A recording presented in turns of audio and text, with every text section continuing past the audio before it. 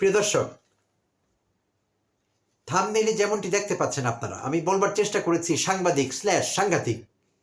হ্যাঁ, কিছু কিছু সাংবাদিক নামধারী ব্যক্তিকে আমি সাংঘাতিক বলতে পছন্দ করি। আজকের এই ভিডিওতে আমি ৩ জন সাংঘাতিক নিয়ে কথা বলবো।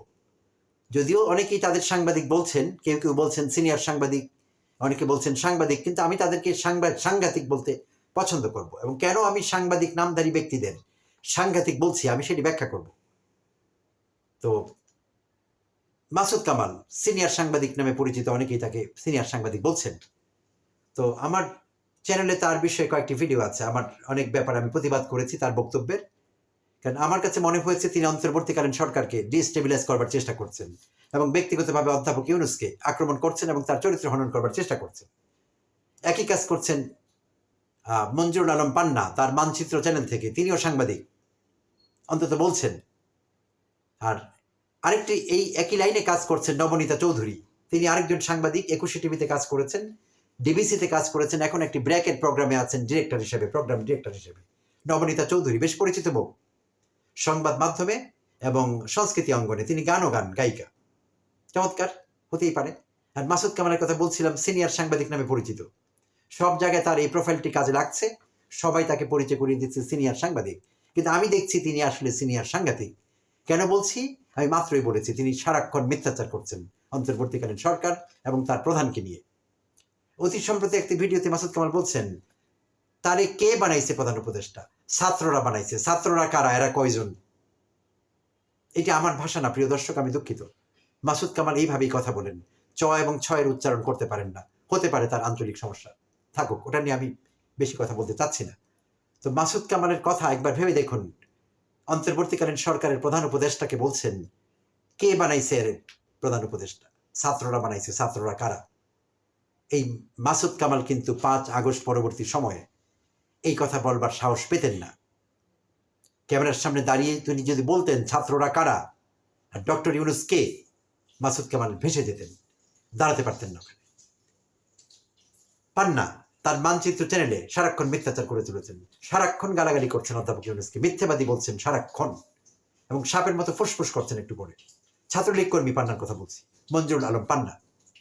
পান্না বলছেন তার কিছু ভিডিওতে, আমি অধ্যাপক ইউনূসকে সম্মান করতে চাই, কিন্তু কিভাবে? এরপর ফুসফুস করছেন, বড় শ্বাস নিচ্ছেন। যদিও পান্নার সম্মান করা না করার উপর অধ্যাপক ইউনূসের সম্মান নির্ভর করে না, তার কিছুই আসে যায় না। পান্নার মতো সাংঘাতিক তাকে কি বললো কি না বললো তাতে কিছু আসে যায় না অধ্যাপক ইউনূস। কেন? অধ্যাপক ইউনূস কোনো ব্যক্তি নন, তিনি একটি প্রতিষ্ঠান। তিনি শুধু বাংলাদেশের সম্পদ নন, সারা বিশ্বের সম্পদ। তো যাই হোক, নবনীতা চৌধুরীর কথায় আসি। নবনীতা চৌধুরী পশ্চিমবঙ্গীয় ঢঙে কথা বলতে পছন্দ করেন, তা হতেই পারে তার ব্যক্তিগত পছন্দ। তো তিনি কি করছেন এই সরকারের বিরুদ্ধে, কিভাবে বিরুদ্ধাচরণ করছেন অন্যায়ভাবে, কিভাবে মিথ্যাচার করছেন, নিজে মিথ্যাচার করছেন অথচ বলছেন অধ্যাপক ইউনূস মিথ্যাবাদী। আমি সাম্প্রতিক কয়েকটি ভিডিও টাইটেল নিয়ে কথা বলবো নবনীতা চৌধুরীর। ৫ দিন আগে একটি ভিডিওতে তিনি টাইটেল দিয়েছেন আল জাজিরায় ইউনূসের মিথ্যাচার। আল জাজিরায় ইউনূসের মিথ্যাচার। প্রিয় দর্শক, ভেবে দেখুন, প্রধান উপদেষ্টাকে বলছেন তিনি মিথ্যাবাদী। ৪ দিন আগে আরেকটি ভিডিওতে টাইটেল দিয়েছেন উপদেষ্টা ফারুকীকে প্রশ্ন করে চাকরি গেল ৩ সাংবাদিকের। দর্শক, আপনাদের জানা আছে অতি সাম্প্রতিক কালে যে ঘটনাটি ঘটল, দীপ্ত টেলিভিশন, এটিএন বাংলা এবং চ্যানেল আই, এই ৩টি টেলিভিশন মাধ্যমের ৩ জন সাংবাদিক চাকরি হারিয়েছেন। তাদের নিজ নিজ চ্যানেল তাদের চাকরি খেয়ে ফেলেছে, কারণ তারা উদ্দেশ্য প্রণোদিতভাবে সংস্কৃতি উপদেষ্টা মোস্তফা সরয়ার ফারুকীকে কিছু প্রশ্ন করছিলেন। তো সেই প্রশ্নগুলো ছিল অর্কেস্ট্রেটেড, ওয়েল প্ল্যান্ড, ইন্টেনশনাল, এবং উদ্দেশ্য ছিল তাকে বিব্রত করা। এবং সবগুলো প্রশ্ন আসছিল এই জুলাই আগস্ট আন্দোলনের গণমানুষের যে চেতনা, হাসিনা বিরোধী, ফ্যাসিবাদ বিরোধী, স্বৈরাচার বিরোধী যে চেতনা, ছাত্র জনতার চেতনা বিরোধী ছিল সেই প্রশ্নগুলো। এই আন্দোলনের বিরুদ্ধে, আন্দোলনের মুখে একটি চপেটাঘাত ছিল। ১৪০০ মানুষের নিহত হওয়া নিয়ে প্রশ্ন তুলছিলেন একজন সাংবাদিক। তিনি বলছিলেন আদালত বলেনি, আপনি কিভাবে বলছেন ১৪০০ মানুষ নিহত হয়েছে? তো এরকম উস্কানিমূলক কথাবার্তা তারা বলছিলেন। আর এইসব কারণে তাদের চ্যানেলগুলো বিব্রত বোধ করে তারা নিজেরাই অ্যাকশন নিয়েছেন তাদের কর্মীদের বিরুদ্ধে। এখানে সরকারের কিংবা মোস্তফা সরয়ার ফারুকীর কিচ্ছু করবার ছিল না।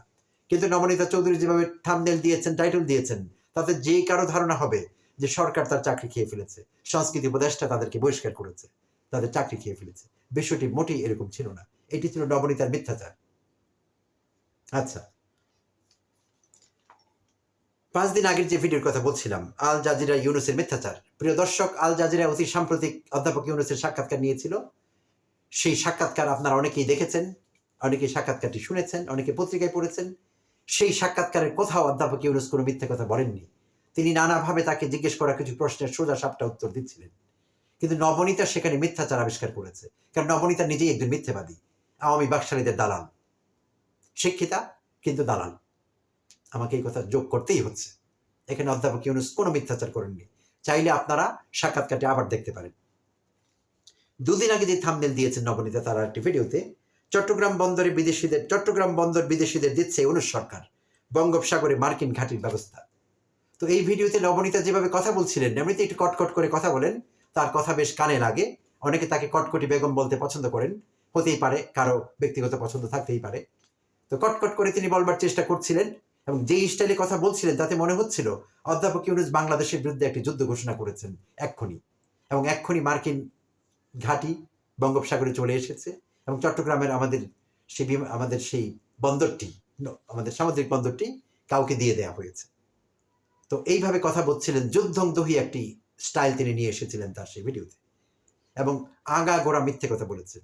দুবাইয়ের একটি কোম্পানির কথা বলা হয়েছে যে আমাদের বন্দরের সক্ষমতা বাড়াবার জন্য দুবাইয়ের একটি কোম্পানিকে দেয়া হতে পারে বন্দরের দায়িত্ব। তো সেই কোম্পানি কোনো মার্কিন কোম্পানি নয়, কিন্তু নবনীতা সেরকমই সাজিয়েছেন তার ভিডিওতে। সেই কোম্পানিটি একটি ইউএই বা সংযুক্ত আরব আমিরাতের দুবাই বেসড একটি কোম্পানি, যেই কোম্পানিতে বা তাদের ডক ইয়ার্ডে মার্কিন নৌবাহিনীর জাহাজ মাঝে মাঝে ডক করা হয় বা থামানো হয়। সো মার্কিন নৌবাহিনীর জাহাজ কোথাও যদি থামে, কোথাও নোঙর করে, তো সেই ঘাঁটিটি মার্কিন নৌবাহিনীর হয়ে যায় না, আমেরিকার হয়ে যায় না। সো নবনীতা এইভাবে যোগ করবার চেষ্টা করেছিলেন একটির সঙ্গে আরেকটি, এবং নানাভাবে প্রমাণ করবার চেষ্টা করছিলেন যে অধ্যাপক ইউনুস দেশ দিয়ে দিচ্ছেন আমেরিকাকে। এক পর্যায়ে তিনি এটাও বলছিলেন, হাসিনার মুখে আমরা এই কথা অনেকবার শুনেছি, হ্যাঁ, ফেসিবাদী হাসিনা, নবনীতার আফাকে রেফার করছিলেন। কোন আফা? সেই মিথ্যেবাদী, নরপিশাচ, প্রতারক, ভণ্ড, মুক্তিযুদ্ধের চেতনা নিয়ে যিনি ব্যবসা করতেন, 16টি বছর এই দেশের গণমানুষকে শ্বাসরুদ্ধকর অবস্থায় রেখেছিলেন, কারো স্বাধীনতা ছিল না। নবনীতা এখন যেই কথা ডক্টর ইউনুসকে বলছেন, অন্তর্বর্তীকালীন সরকারকে বলছেন, এর বিন্দু মাত্র ছিটে ফোটা যদি হাসিনাকে বলতেন, নবনীতা এতদিন ইন্নালিল্লাহ হয়ে যেতেন, বেঁচে থাকতেন না নবনীতা। হাসিনা তাকে গুম করে ফেলতো চিরতরে, অনেককে করেছে হাসিনা এটি। সে আফার যন্ত্রণায় নবনীতা মরে যায়।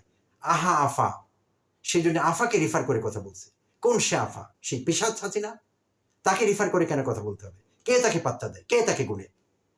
সে আফাকে রিফার করে বলছিলেন, হাসিনার মুখেও শুনেছি আমরা, অধ্যাপক ইউনুস বাংলাদেশকে দিয়ে দেবে, সেন্ট মার্টিন দিয়ে দেবে আমেরিকাকে। হাসিনার মুখে, এই তথাকথিত শিক্ষিতা মহিলা হাসিনার মুখে কি শুনেছে সেই ডট সে এখন মেলাবার চেষ্টা করছে।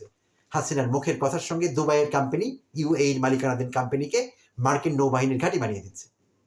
মিথ্যাচার করছে এই মহিলা, নিজে মিথ্যাচারে লিপ্ত, কারো এজেন্ডা বাস্তবায়ন করছে, আর অধ্যাপক ইউনুসকে বলছে আল জাজিরা অধ্যাপক ইউনুসের মিথ্যাচার। এই মহিলার সম্পর্কে আমাদের সাবধানে থাকতে হবে। প্রিয় দর্শক, সাবধানে থাকতে হবে মাসুদ কামাল সম্পর্কে, সাবধানে থাকতে হবে মঞ্জুরুল আলম পান্না সম্পর্কে। যারাই অন্তর্বর্তীকালীন সরকারকে ছোট করবার চেষ্টা করবে, ডিস্টেবিলাইজ করবার চেষ্টা করবে, অধ্যাপক ইউনুসের ক্যারেক্টার অ্যাসাসিনেশন করবে, চরিত্র হনন করবে, আমরা তাদেরকে ছাড় দেব না। তাদেরকে সাবধানে থাকতে হবে। এবং গণমাধ্যমগুলোর কথা বলছি, প্রিন্ট মিডিয়া, ইলেকট্রনিক মিডিয়া, গণমাধ্যমকে তাদের নিজের কর্মীদের সাবধান করতে হবে। তাদের নিজস্ব একটি লাইন থাকতে হবে, তারা কোন লাইনে এখন কাজ করবেন। হাসিনার আমল কিন্তু শেষ, ওই এরা কিন্তু শেষ হয়ে গেছে। আফা আফা করে কোনো লাভ নেই। এখন বাংলাদেশের নতুন সময় চলছে, নতুন বন্দোবস্তের কথা বলছি আমরা। এই সময়ে বাংলাদেশের গণমানুষের মিডিয়া হয়ে উঠতে হবে, গণমানুষের গণমাধ্যম হয়ে উঠতে হবে। শুধু নামে গণমাধ্যম হলে চলবে না। সরকারকে অস্থিতিশীল করবার কোনো প্রচেষ্টা, কোনো রকমের ষড়যন্ত্র, কোনো মহল থেকে, সাংঘাতিক যে কোনো নামে সেই চেষ্টা হোক না কেন, আমরা সেটা রুখে দেব। এই দেশের গণমানুষ সেটা রুখে দেবে। এবং আপনারা যদি সাবধান না হন, নবনীতাকে বলছি, মাসুদ কামালকে বলছি, পান্নাকে বলছি, এবং আপনাদের মতো যারা ঘাপটি মেরে আছেন, আওয়ামী বাকশালীদের দালালি করছেন, সুযোগ পেলে হামলে পড়ছেন সরকারকে অস্থিতিশীল করবার জন্য, আপনাদের বলছি, আপনাদের লাইন পাল্টাতে হবে, গণমানুষের জন্য কাজ করতে হবে। সমালোচনা করতে চান, আমি না নিষেধ করিনি, অবশ্যই সমালোচনা করবেন, সরকারের সমালোচনা করবার পূর্ণ অধিকার আপনাদের আছে, কিন্তু সমালোচনায় যেন সমান আলোচনা থাকে। ভালো কাজগুলো আসতে হবে, মন্দ কাজের বিষয়ে বা কোনো কাজ যদি আপনাদের পছন্দ না হয়, দেশবিরোধী মনে হয় নিশ্চয়ই কথা বলবেন, তাদেরকে সাবধান করবেন, সরকারকে পরামর্শ দেবেন, সেইটি হতে হবে গঠনমূলক। কিন্তু আপনারা যা করছেন এটি সাংবাদিকতা না, এটি সাংঘাতিকতা, এবং আপনারা এক একজন সাংঘাতিক হয়ে উঠেছেন। খবরদার, আপনাদের সাবধান করছি। ধন্যবাদ দর্শক, ভালো থাকবেন।